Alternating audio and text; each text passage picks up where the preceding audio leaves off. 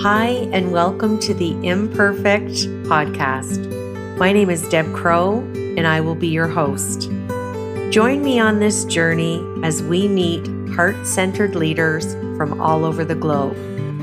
Lots of interesting questions, interesting conversation, and find out what makes a leader. How do they handle uncertainty and complexity? How do they lead in a time that is volatile? Join us. Welcome back to Imperfect, the Heart-Centered Leadership Podcast. Just continuing week by week, new season 2021. And it does not cease to surprise me the amazing heart-centered leaders that are right in my own back door here in Ontario, Canada.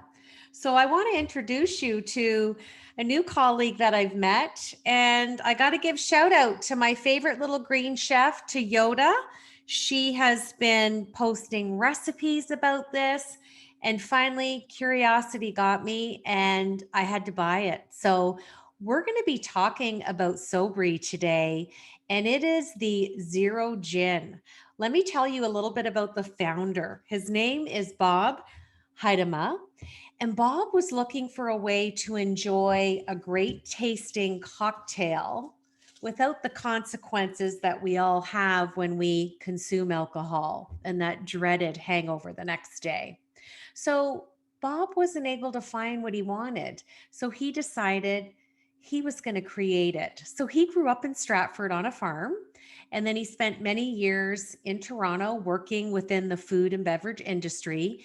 And what he did was he drew on his own experience and began the journey to create Sobrii Zero Gin. It is Canada's first distilled non-alcoholic gin. So I am so excited to have Bob on the show. Welcome. Hi, Deb. Thank you very much. Well, I'm so excited to talk to you about this non-alcoholic spirit. There's always a story, and I have to tell you, transparent moment, my first exposure in high school was to gin and tonic, and we all have that first story. And I have not revisited gin in many decades because of that first experience for me.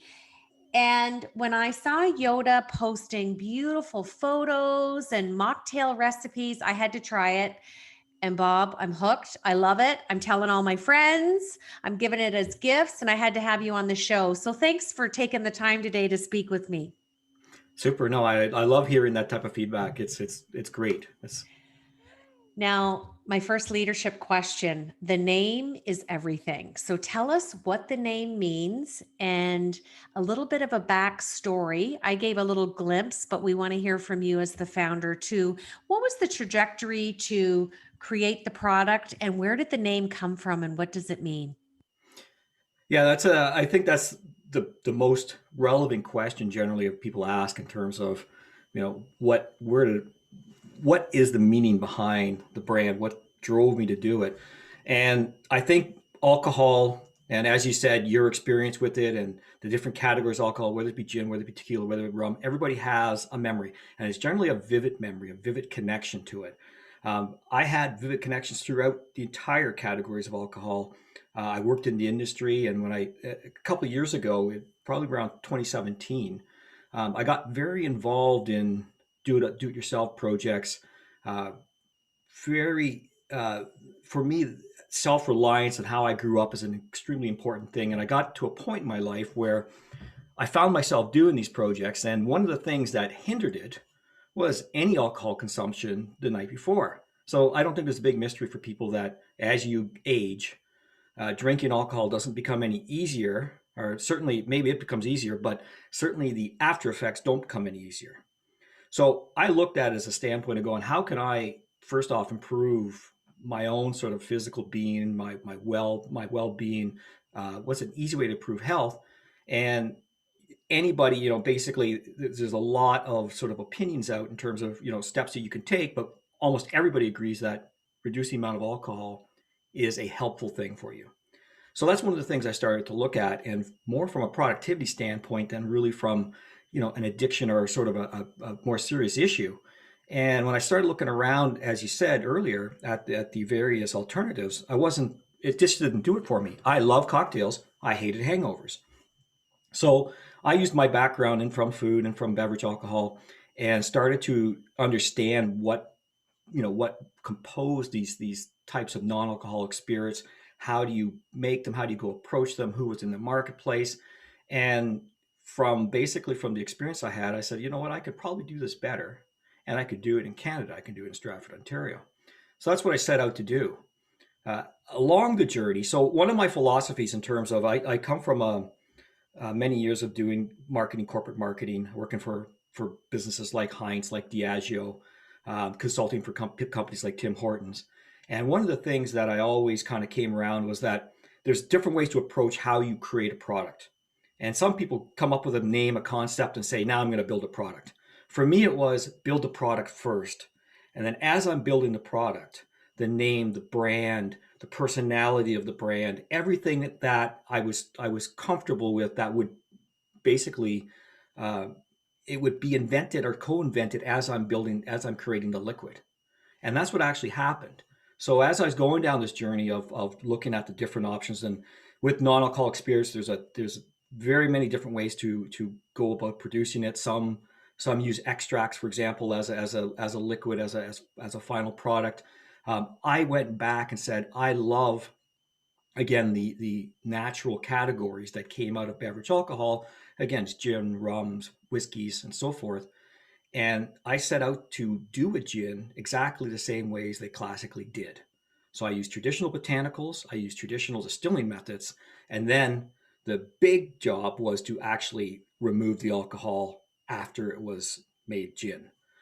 So that basically was the process. And as I was going through that, the brand started sort of coming around in terms of, what are some of the things that meant a lot to me, what are some of the things that impacted me, and the sober element and the sober curious element was starting to pick up steam. This is 2017, 2018.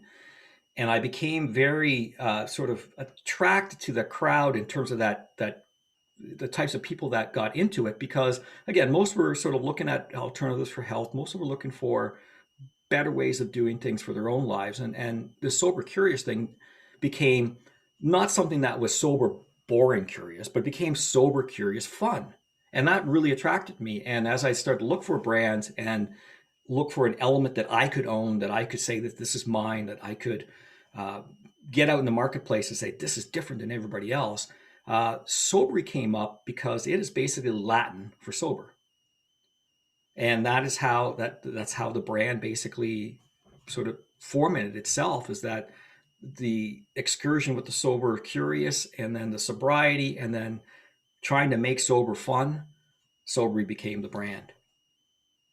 I'm going to tell you what I loved about your answer. I loved that it's such a demonstration of your leadership, but you're a vivid visionary. So you were like, I'm going to look out and I'm going to think in my mind of what I want it to look like based on my own experience. But then you came back into the present moment, you rolled up your sleeves, you added in the discipline, you put in the structure, and then you allowed the process to unfold beautifully. And I love the name. And, when I got my first shipment and I had the postcards with the information and the recipes, I could see the labor of love that went into this. And the bottle is pretty, and the smell, the botanicals, is so, so good. I'm adding in another question here because I'm holding this bottle as I chat to you.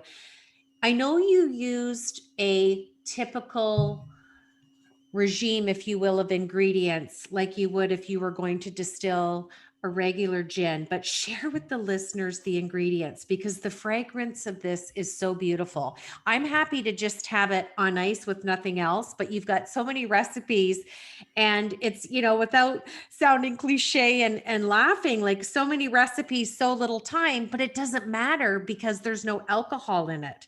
So just share with us how you came up with that ingredient list, because it is so beautifully fragranced, Bob. I love it. So that's, again, thank you very much for that question. I think the one of the going back to how I created this was to be a traditional gin, be like a traditional gin. Now, with the issue with non-alcoholics is generally once you take the alcohol out, generally the products lose a lot of flavor. So there's tons of different comparisons, tons of different categories that this impacts. Even beer, for example, is a category that's a big problem. Uh, why distillers actually, the process of making gin is that you basically soak botanicals uh, in an alcohol mixture, and essentially the alcohol is what extracts the flavors. Alcohol and flavor love each other. Water and flavor don't love each other that much. So the big task is essentially getting a process that replicates extracting the flavor, but then when you're removing the alcohol, you got to make sure that the flavor stays behind, or at least most of it stays behind. And that's fundamental in terms of making a, a viable non-alcoholic product. The goal was for me to set out was to be not exactly to be like gin neat, for example. So somebody, and I question people who actually drink gin neat because I don't think that's probably something they should be doing. But if you did do that and you drank my product, you would say that they're not the same. And that's true. But the goal and the objective was is actually in a cocktail. So where most people drink gin is in a cocktail. A gin and tonic would be 2/3 probably of the consumption. It should and it will replicate that experience. And why it replicates that experience is back to the botanicals that I chose to put in here. So almost London, I based this off a London dry style gin. So if you picture a Tanqueray, for example, a Tanqueray 10 was one of my favorite gins when I used to drink alcohol. And basically what happens with that is that you get a juniper, most of the London dry gins have a juniper forward. You get that piney smell. You get a very distinct, what most people would say, gin smell. And then essentially that was in terms of a process, in terms of extracting the flavor and keeping the flavor in, the hardest component.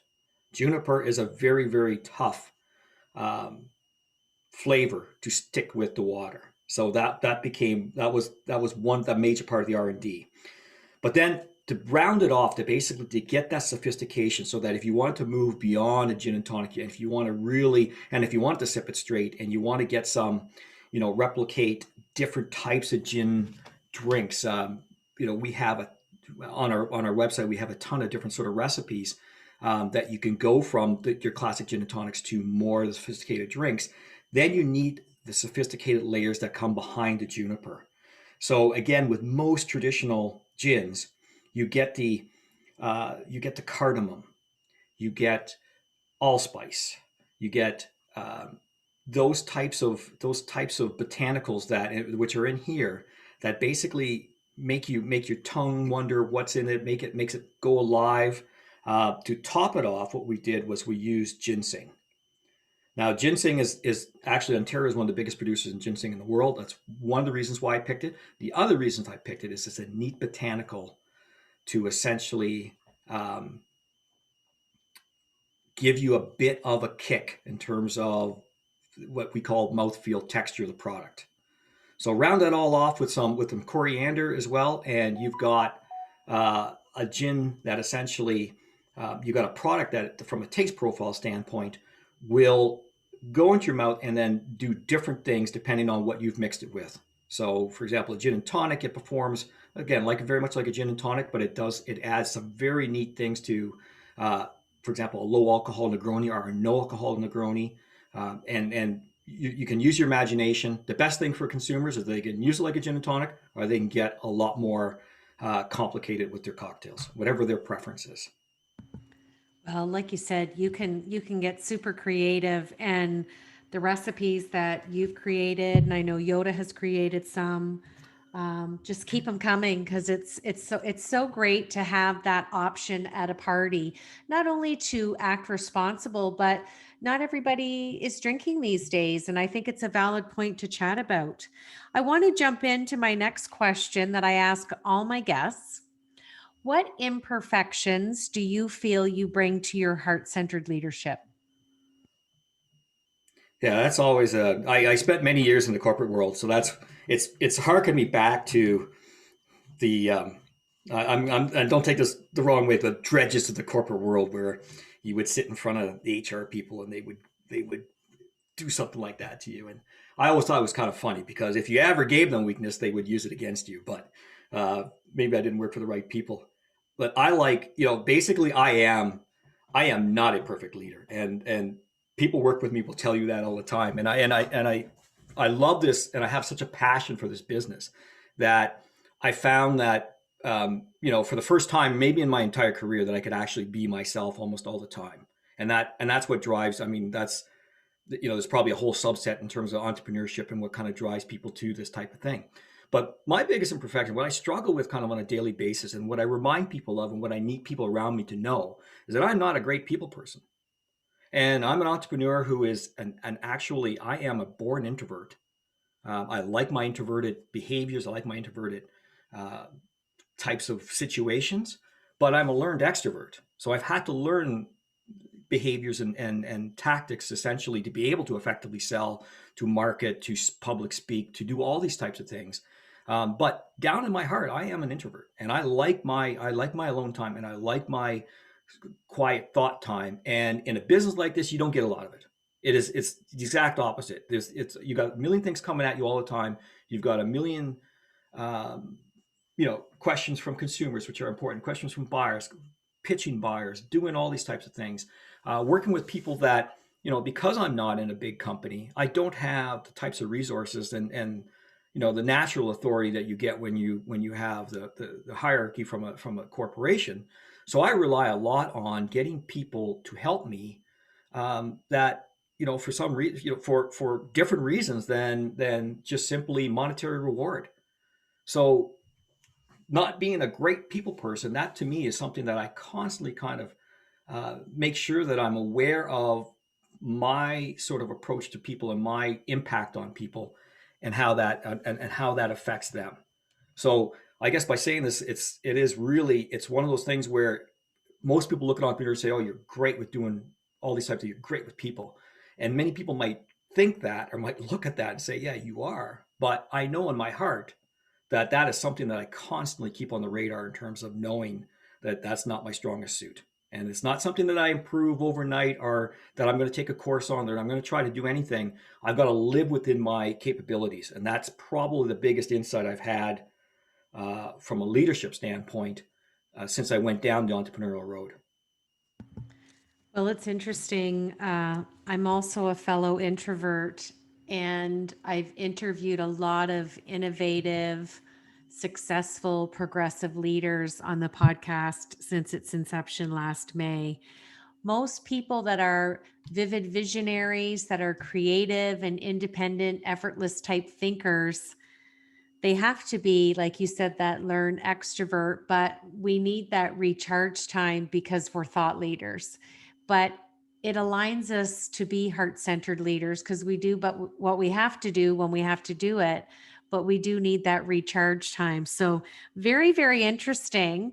But I will throw in, when I got my order from you, what I was most impressed about, because I do this myself, is the handwritten card and the note that you sent me. And I thought, there is a heart-centered leader, because that is something that's kind of gone the wayside as we've become a digital society. So just having a handwritten card, I thought, what a lovely gesture. He's got to be a great guy. I got to get him on my show. And here we are 2 weeks later. That's my learned human behavior. There you go. Now, dry January has come upon us, and people do it for different reasons. But before we started the show, you had taught me something new today, and that there's another initiative called Dry February. So share with us, as my last leadership question, where did you learn about Dry February? How is Sobrii involved? And just share with us how we can get involved. Yeah, well, Dry February is something that is run by the Canadian Cancer Society. And actually, I'm going to take a bit of a side thing, Deb. I am not involved in this right now in terms of for the brand.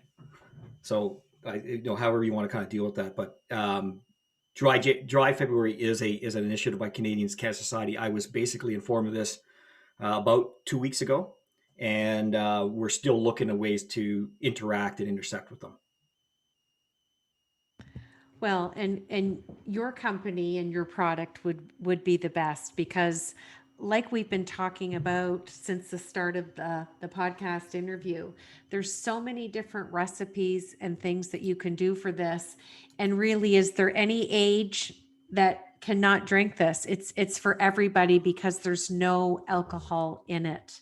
And I just want to allude to the listeners so they know is there's no sugar in this, there's no sweeteners, there's no calories, and there's no artificial flavors. So the openness for all people, all different people that may be on different diets, etc., can have this. Like it's an openness for so many populations, Bob. Yeah, I mean that was part and parcel of the second piece of the branding, which was the zero part of for the gin. Now it does actually have a little bit of alcohol, so it's non-alcoholic, but that's less than 0.5% alcohol, which is considered basically in all the Americas and Europe non-alcoholic. So, for example, beers that are non-alcoholic less than 0.5%.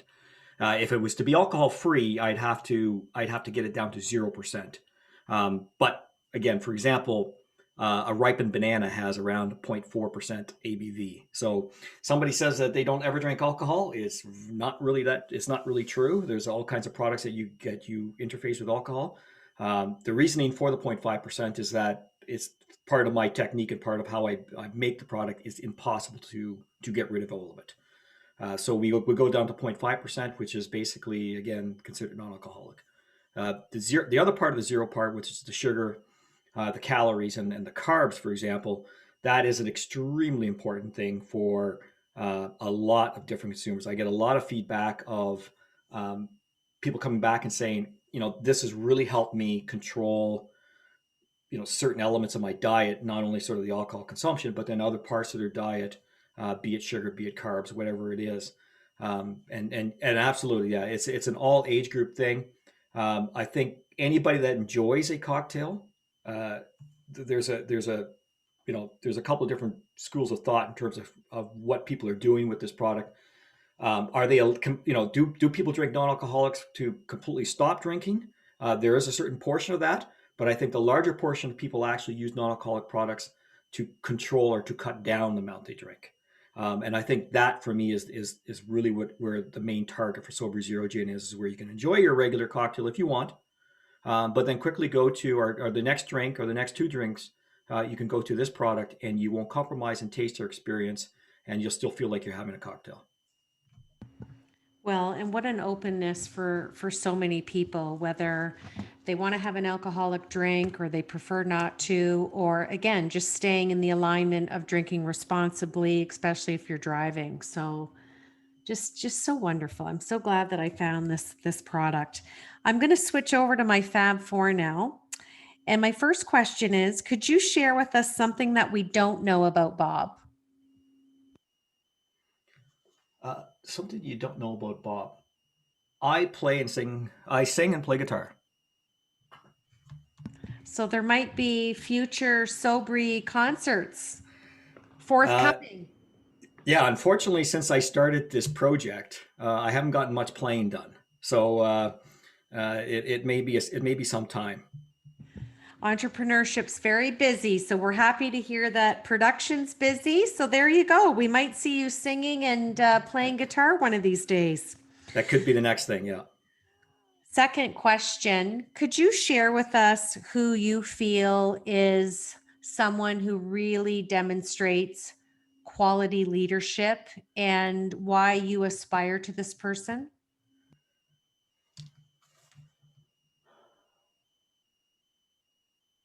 Yeah, someone who displays quality leadership and why I aspire to this person.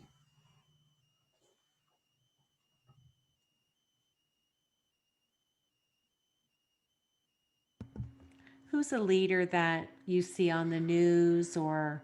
Yeah, I'm trying not to make it political. I'm trying to stay out of that arena. It could even be someone that is living or someone that you admired who could potentially be passed away. Who's someone that's left an impression on you, and maybe you have fostered some of those skills into your leadership? Yeah, well, I mean I think that's a really good way to get into this. My so part of the branding of this, the Sunrise, came from an experience I had with my dad. My dad passed away while I was building this brand, while I was creating this project. He was a big supporter in it, and he was somebody that definitely impacted me in terms of my leadership style and the ability to um, to manage projects, to get things done, to manage people. And he was somebody that I, the last time I saw him, I was driving down through the countryside and around outside of Stratford, 20 minutes outside of Stratford. Went through this little hamlet where basically I grew up. I went to school there. I went to church there. Everything. And as I was passing it, there was a brilliant sunrise, and the sunrise was painting itself on this old building that I had driven by for the last 40 years. And I was so amazed. I got home and I was getting my camera out and I was saying, "Oh, Dad, look at that sunrise." He goes, "Yeah, it's pretty great." He goes, "But you know what?" He goes, "It's almost always great out here." And that became the sunrise became part of that, of that whole of the brand. But my dad's ability to kind of to look at situations and to uh, basically, if there was ever an issue anytime you were doing something, the minute he got there, it didn't matter what it was, you knew that it would get better. And I think that to me was a leadership thing that I so aspired to, is that it is somebody that brought that calming effect, that experience, that touch of knowledge, that we'll get it done, that we're not going to, in the face of adversity. Um, I always, to me, that's still the comfortable feeling. When I watch a show and I said, "Oh, it reminds me of my dad," because it's just the character in it or whatever else. But that is that leadership quality of calm under fire and knowing that whatever the situation is, now it's going to get better.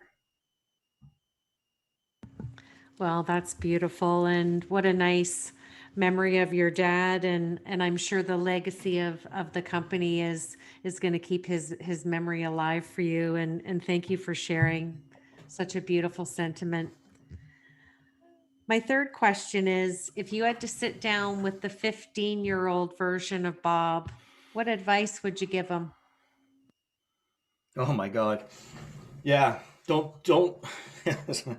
I think that's everybody's nightmare. I think is would have to be that, is to go back and do something like that. But I think one of the things is that and this is part of an entrepreneur thing. You drive yourself crazy by not listening to experience and trying to experience it all yourself and making your own mistakes and everything else. And then I think at the end of the day, that the time that took to learn all those lessons, if I had to go back and say, you know what, shut up sometimes and sit down and listen to people that know a lot better than you do, and you'll be farther ahead in a lot shorter time, and you'll cause a lot less grief on yourself in the process.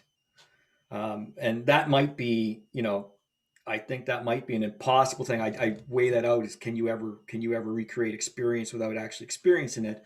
But I think there's a lot of mistakes you don't need to make that you could have prevented by listening a lot better earlier on. It's one of the most difficult skills to hone and evolve as a leader. And it's one of the best qualities that you can possess as a heart-centered leader, is really attentively listening to another person. And some people do it well, other people are in progress, and some people haven't figured it out. But if we were all the same, it'd be a boring world. But it's really enjoyable when you sit with someone and feel that you're being listened to and heard. And like I said, it's a hard skill, but it's one that I personally commit to honing and evolving every day. And with technology, I think it's hard. So I always enjoy a conversation when cell phones can be put away and you can have that face-to-face conversation, or even, the method that you did, sending out a handwritten card. We just don't have that level of communication that we had, that you and I might have seen growing up. And it's one of my goals to slowly bring that back. And I see that you're doing the same thing. I think it's an anchoring. And I think when we can anchor to some of those communication strategies that we saw and observed as children and young adults, even though we are a digital time, there's nothing like getting a phone call and talking to somebody, or having a face-to-face conversation, or going to your mailbox and seeing that someone took time to handwrite a letter and walk it to the mailbox and put a stamp on it and mail it. It's just, it's old habits that are slowly coming back, and it just brings so much meaning into people's lives. Totally agree. Now, my last question is, some people have mantras and some people have words and some people have visions. What do you have, or what do you aspire for 2021 for yourself and for Sobrii? Yeah, that's another great question. I think last year, if you would have asked me the question, that the same one, I probably would have had fairly similar, but a little bit different. But it would all went out, it would have went all out into the garbage essentially in the middle of March. So this year, I'm hoping that we have a better understanding of the basically of the dynamics and of the marketplace and what's going to happen, which last year was a complete unknown. Um, I am still, this brand is very young, and what it requires is, again, sort of fundamental entrepreneurship or growing a business 101, which is, we're building it we're building it digitally. I'm feeling fairly comfortable with that. Uh, the goal is to expand the digital footprint more into the U.S., perhaps into Europe later on in the year. From a product standpoint, I'm expanding the product line. A tequila will be coming out hopefully in the summertime, or probably just a bit before the summertime. And the main challenge for the brand, for the business, for me is to get retail distribution. So for those that don't come from the industry, retail distribution is essentially getting it into stores. So yes, I designed this to be a digital first type of product, where e-commerce is a great channel and a great sales channel for it. Ultimately, you do want to get into stores where people are buying most of their groceries, or buying their beverage products, and that part of it has been very difficult. It's difficult for most startup brands, for more small brands, but it's increasingly difficult this year because of COVID and because of the restrictions around it, of getting in to see people, of getting in the product in front of people, and then convincing them to list it. So that would be, in a nutshell, what I'm trying to do this year: expand distribution, expand the product line, and expand the digital footprint to encompass more than just Canada. Well, I'm hoping our little podcast gives you that global exposure. And like I said, it's packaged really lovely. I think the name is so perfect.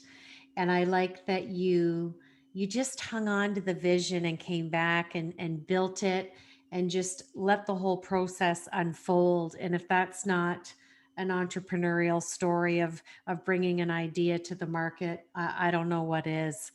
I want to thank you for sending me such a great product. I'm having fun sharing it with family and friends and getting it out to the masses. I kept your handwritten note because it warmed my heart. And I just want to wish you as much success as possible to get your name out there and get this product into the hands of everybody to try it, because it's so fragrant and so delicious, and it doesn't matter what you mix it with. It takes on its own little mocktail version of whatever flavors that you like. But just sharing your time and expertise with us today, I'm very grateful, Bob.